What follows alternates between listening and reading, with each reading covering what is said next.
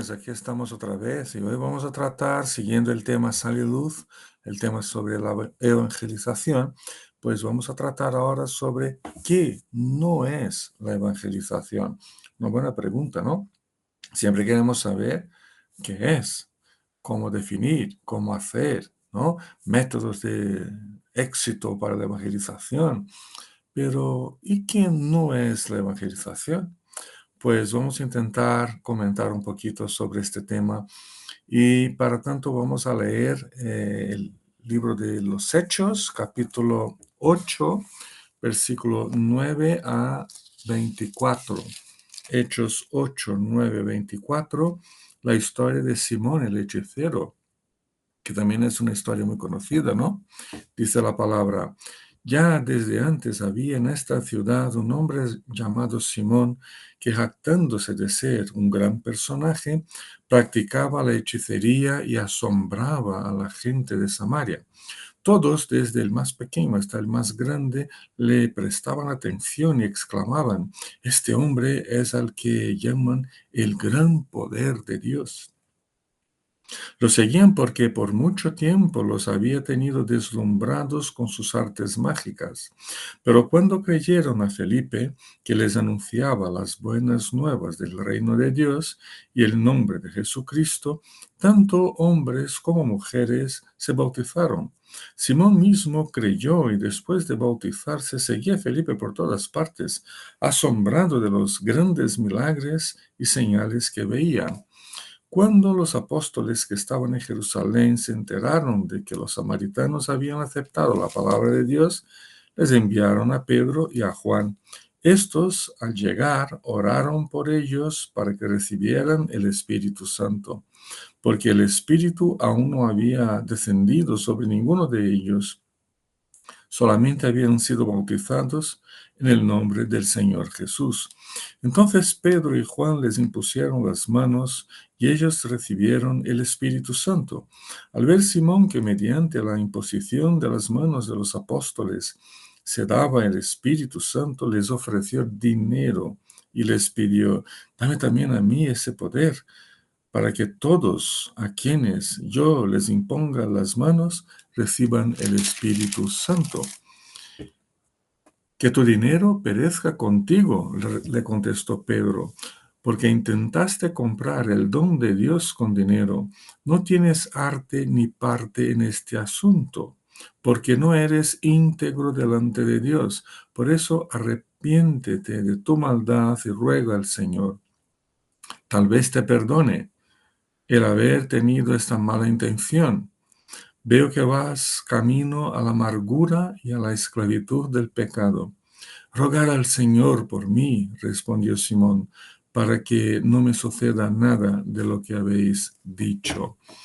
Amén, amén. Un curioso texto, una historia creo que bastante conocida, ¿no?, por todos nosotros, de la que podemos entender un poquito qué no es la evangelización. Bueno, tras lo que ya hemos estudiado hasta ahora, creo que necesitamos comprender mejor qué queremos decir con la palabra evangelismo y con la palabra evangelización. Para nosotros puede resultarnos fácil definir la evangelización, ¿no? Por ejemplo, que todos debemos evangelizar, eso lo sabemos. También sabemos que la evangelización ocupa un lugar central en la vida de la iglesia. Sabemos aún, al menos en teoría, qué es la evangelización y qué contenido debe comprender el mensaje de la evangelización.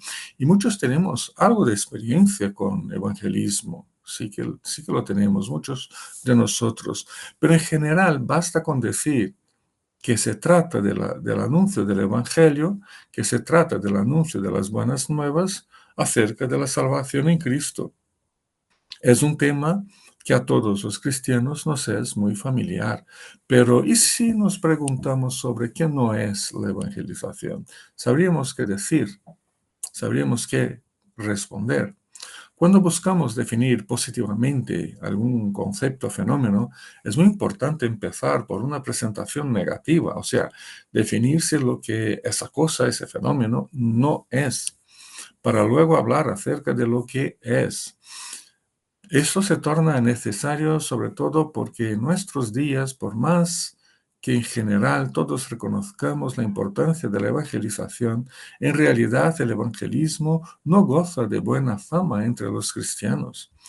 Digo eso porque para muchos se le considera como una práctica antigua, que en realidad intenta forzar la libertad personal del otro al intentar traerlo a nuestra religión. Se le acusa también fácilmente a la evangelización de tener un cierto aire de proselitismo, o sea, de pescar en la pecera ajena, ¿no? De traer gente a nuestra iglesia. Hoy día a esa práctica se le considera grave ofensa a la libertad personal y ninguna persona que se respete querría participar en ello. Para muchos la evangelización tiene tintes de manipulación. En una época tan permisiva y donde el individuo es su propio Dios, ¿no? El evangelismo huele a querer cambiar la forma de ser de una persona. Y eso es un insulto, eso es inaceptable. No nos sorprendemos, por lo tanto, que en muchas iglesias y denominaciones el evangelismo esté en eclipse, sobre todo en las más tradicionales y conservadoras. Es como si considerasen a la evangelización como perteneciente a la esfera de cosas que hacen los entusiastas desequilibrados que no entienden la época en que vivimos. Pero en general reconocemos que hay mucho temor, hay muchas reticencias alrededor del tema de la evangelización. Por eso, al abordar el tema, como lo estamos haciendo en estos estudios, creo ser importante definir tanto lo que es el evangelismo como lo que no es el evangelismo. Empecemos por la pregunta, sinceramente, que me viene a la mente cuando la palabra evangelismo o evangelización es usada, pues hay muchas posibles respuestas. Algunas. Primera, que nunca he pensado en ello. Segunda, que no tengo ese don, por tanto no es para mí. Tercera, que es responsabilidad del pastor, del misionero. Cuarta, que eventualmente cuando el Señor nos dé una oportunidad, intentamos hablar del Evangelio. Quinta, me viene a la mente un gran predicador como Billy Graham, un evangelista. Sexta, que se trata de un programa específico de algunas iglesias locales. Séptima, que se configura como una situación incómoda tener a otra persona delante y tenerle que hablar de religión. Pues mucho de lo que nos viene a la mente podría considerarse como una definición negativa de evangelización, de lo que no es el evangelismo, de lo que no es. Pero ahora nos limitaremos a responder a esta pregunta sobre qué no es la evangelización y lo haremos con una especie de lluvia de ideas, como que sacando a la luz diferentes aspectos negativos que podemos considerar como lo que la evangelización en realidad no lo es. Por supuesto que haciéndolo de esa manera, lo que queremos es empezar a delimitar el entorno del concepto y de la práctica de evangelización para que en el siguiente estudio podamos más objetiva y positivamente hablar acerca de lo que es la evangelización. Vamos a ello. En primer lugar, debemos decir que la evangelización no es llenar la iglesia de gente, llenar de gente los bancos de la iglesia o las sillas, ¿no? Claro está que si las personas vienen a la iglesia, supuestamente tendrán oportunidad de oír la palabra de Dios y del evangelio de la salvación en Cristo, y eso está muy bien, ¿no? Eso está muy bien, por supuesto, pero no podemos considerar evangelización el simplemente traer gente a la iglesia.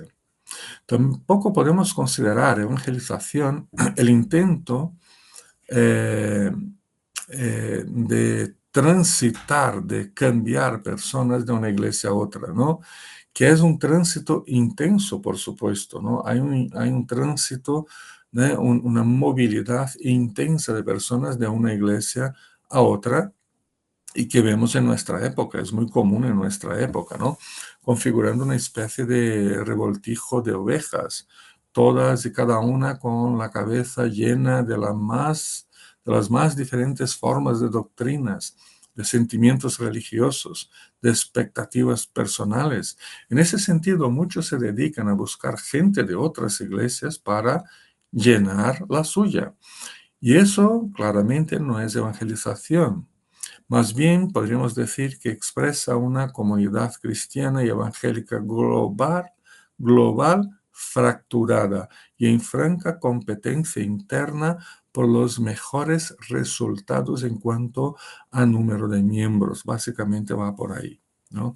Otro aspecto que se puede mencionar es no considerar evangelización la ocasional visita de algún predicador ilustre que viene con el objetivo de hablar del Evangelio y de la salvación a mis vecinos y a mis familiares.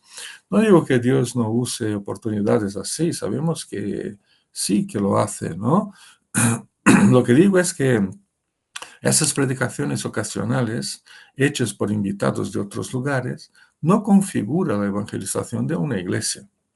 Quizás puede ser parte de un programa anual de evangelización, pero no es hacer evangelismo. Eso no sustituye la tarea que nos incumbe a cada uno de nosotros, ¿no? No es hacer evangelismo por parte de los miembros de una dada iglesia. Posiblemente, eso sí, invitar a predicadores de fuera puede servirnos de mucha ayuda en la animación de la congregación al evangelismo, a la misión, al discipulado y a otros diferentes ministerios. Además, no podemos definir la evangelización como si fuera un asunto de llamadas apasionadas que presionan a los demás a tomar una decisión por Cristo. Esa clase de desafíos apasionados frecuentemente esperan y presionan al otro a tomar una decisión inmediata a favor de Cristo en su vida. Y por la propia naturaleza de estas decisiones apresuradas, se vuelven impotentes.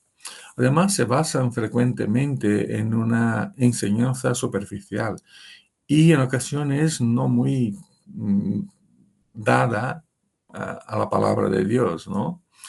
Desde el coste del discipulado, por ejemplo, y lo que significa andar con Cristo, pues son temas que salen del ámbito de la evangelización en ese sentido. Me acuerdo de una iglesia en mi ciudad natal que tenía un cartel enorme en la fachada que ponía Cristo es la respuesta. Y lo que decía la gente era, pero ¿cuál es la pregunta?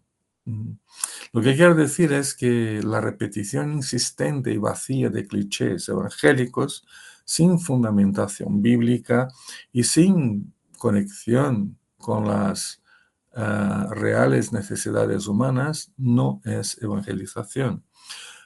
Un otro aspecto que considerar es que el evangelismo no es un sistema. O sea, no se trata de un paquete específico compuesto de 3 puntos claros o por 4 leyes espirituales, ni por 5 cosas que Dios quiere que sepas. Estas cosas pueden ser consideradas metodologías y como tal vienen y van. Las metodologías vienen y van, no son sagradas, ¿no? Con el tiempo cambian porque cambia el contexto. Metodologías de un lugar no se aplica a otro lugar, ¿no? Pero tiene su lugar, tiene su importancia, pero no definen lo que es la evangelización. Es demasiado común, por otro lado, mezclar las cosas y confundir la evangelización con determinados métodos. Y el peligro surge con la fuerte tendencia actual de transformarlo todo en métodos que funcionen y así se reduce la inmensidad y la belleza del concepto y de la experiencia de salvación de Cristo a fórmulas que limitan la propia experiencia y la comprensión de la vida con Cristo. Y en nombre de la practicidad y sencillez, perdemos la profundidad de la redención con Dios. El evangelismo aún no es una actividad propia de pastores, misioneros y ancianos solamente. y, consecuentemente, algo meramente clericalizado. No lo es. Ellos también evangelizan, por supuesto, pero no únicamente como es común pensarse.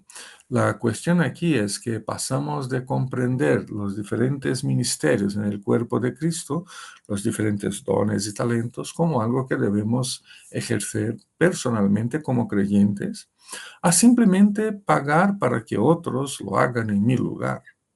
Así que pagamos a pastores, a misioneros que prediquen y evangelicen en nuestro lugar, al igual que pagamos a músicos que toquen y canten en nuestro lugar, en la adoración, y a obreros que enseñen a los críos en nuestro lugar, y ya no tenemos que preocuparnos con la fe de nuestros hijos en casa. Todo eso establece la desastrosa dicotomía entre fe personal y los misterios, ministerios, dones, talentos ejercidos por profesionales de la religión. En cuanto a la evangelización, de hecho, tenemos aquí uno de sus graves desvíos. Seguimos afirmando que la evangelización tampoco es una cuestión individualista. Posiblemente esto tenga que ver con la propia fragmentación de lo que pasó en la cultura occidental, que llevó al individuo a asumirse como el centro del universo. Es interesante ver cómo antes se pensaba más en la evangelización de un pueblo o de un país o de comunidades de diversos tipos, y ahora básicamente solo se habla de la evangelización de individuos, como si la misión evangelizadora de la iglesia se resumiera en quitar tizones del fuego eterno, sin importarnos el cambio de rumbo de todo su entorno familiar y social y personal. Tampoco podemos pensar en la evangelización como un plus espiritual o como un extra para mi realización cristiana personal. Me siento tan bien al compartir con otros el mensaje de la salvación en Cristo que me gustaría repetir la experiencia cada tanto tiempo, quizás un par de veces al año. No se trata la evangelización de un extra opcional a los que les gusta ese tipo de cosas, un extra que no responde a una llamada divina para el servicio consagrado, que no responde a un profundo amor cristiano por los que siguen alejados de Dios, distantes de Él, que no responde a nuestra propia existencia y naturaleza como pueblo de Cristo enviado al mundo para testificar y para anunciar su salvación eterna. Desafortunadamente, debido a los contornos filosóficos que ha asumido la sociedad hoy, vivimos una época de cosas o sea, buscando cosas que nos completen y que nos tornen más felices y realizados como personas. Pero la evangelización y casi toda la fe cristiana no se presta a eso. Además, la evangelización es a menudo demasiado institucional y así la sometemos a los intereses y a las metas del crecimiento numérico y económico de la Iglesia o de la denominación y a sus estrategias y programas que se destinan a ganar nuevos reclutas para las filas de la Iglesia. Eso le quita a la evangelización su sentido más profundo de vocación y de misión y la rellena con un sentido más secular, mercadológico y pragmático, cobrando el esperado éxito por parte de cada uno al evangelizar, cumpliendo así con sus metas y cuotas evangelísticas. La evangelización también está frecuentemente dicotomizada o separada en dos planos, o sea, con el aspecto espiritual separado del restante de la vida. Es muy común esperarse del otro que únicamente diga sí a Cristo espiritualmente hablando, pero no se espera, ni se predica, ni se anuncia, ni se discipula con el objetivo de que la respuesta al mensaje evangelístico sea integral, sea una respuesta de todos los aspectos de la vida humana, incluyendo la forma como se vive en familia, cómo trabajamos, cómo manejamos los temas económicos, y consideramos todas las cosas, como pensamos y consideramos todas las demás cosas y fenómenos de la vida desde una perspectiva cristiana, ¿no? Posiblemente no esperamos esa integralidad en la respuesta al Evangelio anunciado por nosotros, porque tampoco lo vivimos de esa forma. Siempre vivimos la vida cristiana y el Evangelio dicotomizado, separado en dos. Una cosa es toda mi vida, que la llevo bueno, políticamente con las cosas correctas, ¿no? Pero como me da la gana. Y otra cosa es la vida espiritual, domingo por la mañana en la iglesia, una hora y cuarto, y estamos así satisfechos, ¿no? Por supuesto, también podemos hablar acerca del evangelismo fosilizado. En otras palabras, me refiero a una forma de evangelizar que envuelve el genuino mensaje del Evangelio con fuertes características de nuestra propia cultura e idiosincrasia.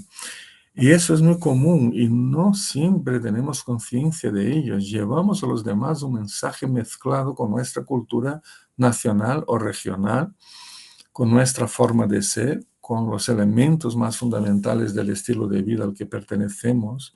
Por ejemplo, al decir que determinada cosa es pecado, no nos paramos a pensar si se trata de una afirmación con clara base bíblica o si se trata de una consideración hecha desde nuestra cultura nacional, filosófica y desde nuestra herencia eclesiástica. Otro ejemplo, al decir que uno debe aceptar a Cristo, ¿qué es lo que de hecho esperamos ver en la actitud del otro? Que simplemente diga sí, acepto, que venga para mi iglesia, que asuma posiciones y actúe como yo. ¿Qué es lo que esperamos, no? Con la evangelización.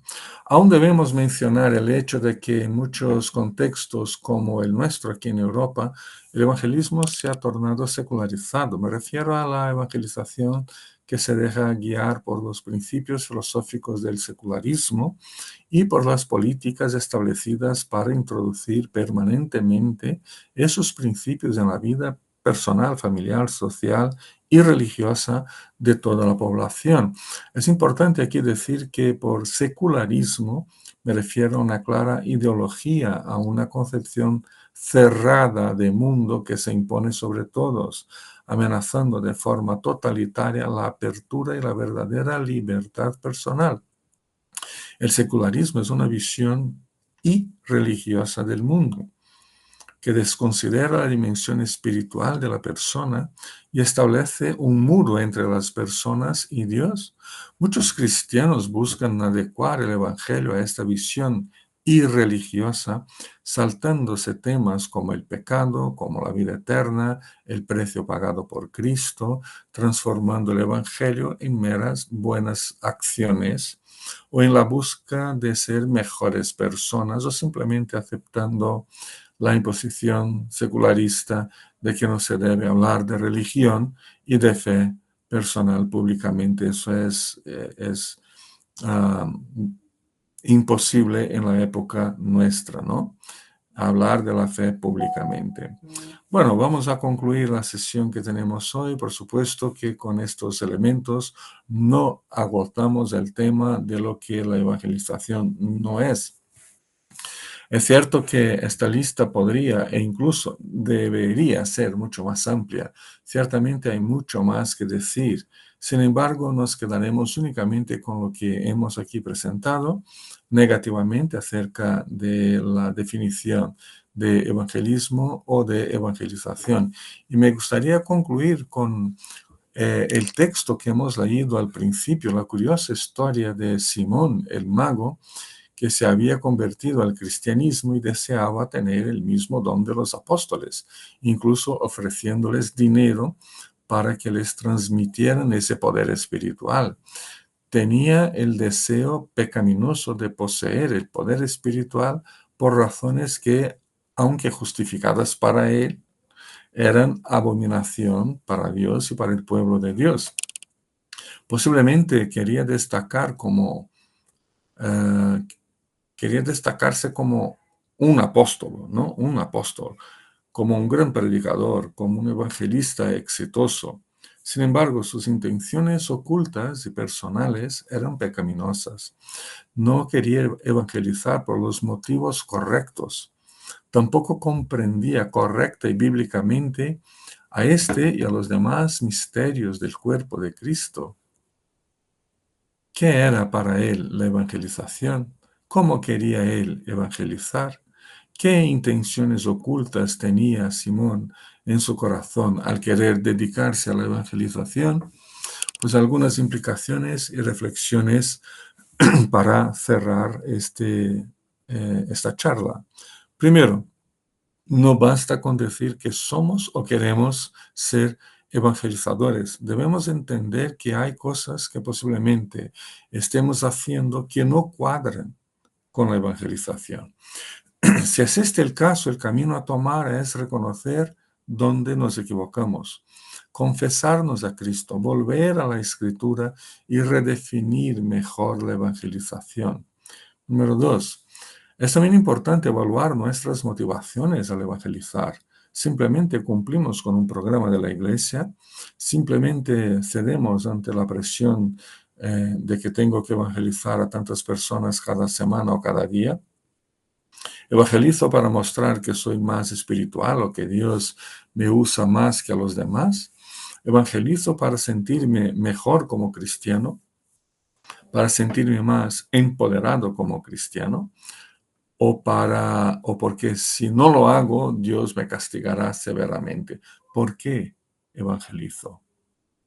Número tres, cuando vivimos la vida cristiana y cuando intentamos comprender qué es lo que el evangelismo no es, pues nos deparamos con diferentes formas muy equivocadas de evangelización que pueden desviarnos de una forma u otra, pero que pueden desviarnos del contenido bíblico que debemos anunciar al mundo.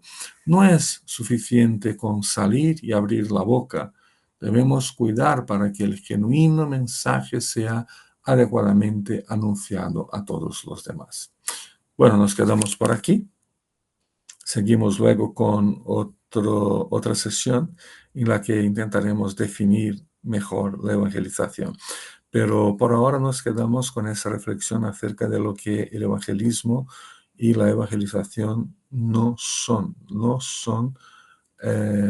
para que podamos dar la vuelta a nuestra vida confesando nuestros errores y buscar una definición clara del evangelismo.